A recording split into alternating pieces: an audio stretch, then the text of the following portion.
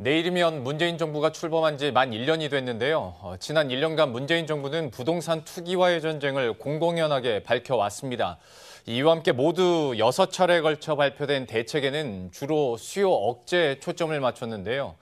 최근 들어 그 효과가 나타나고 있긴 하지만 득보다는 실이 많았다는 평가가 많습니다. 김혜수 기자입니다.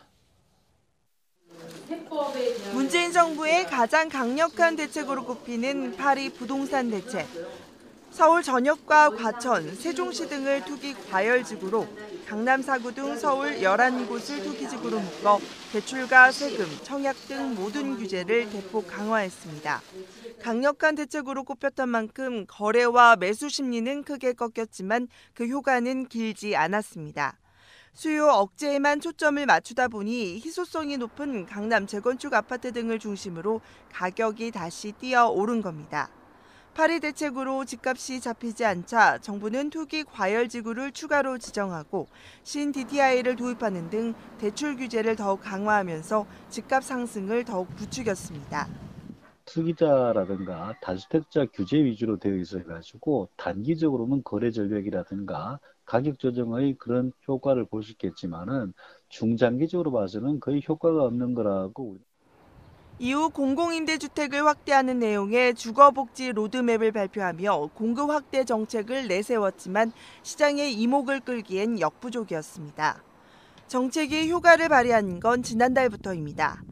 지난 4월부터 다주택자에 대한 양도세 중과가 시행되고 실수요자 역시 대출 규제가 강화되면서 주택 거래량이 절반 이상 줄어든 겁니다.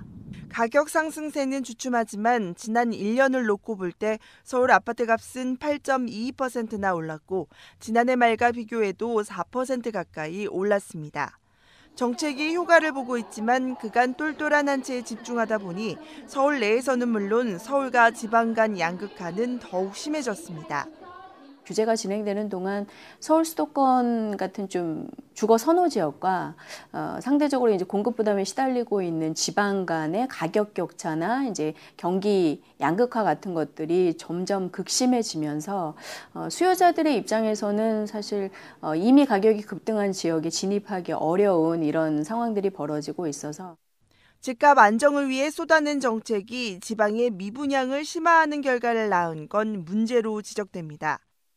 또 취약계층의 주택 공급을 늘리고 문정부의 대표 공약인 도시재생을 계획대로 추진하는 일 역시 과제로 남았습니다. 머니투데이 방송 김혜수입니다.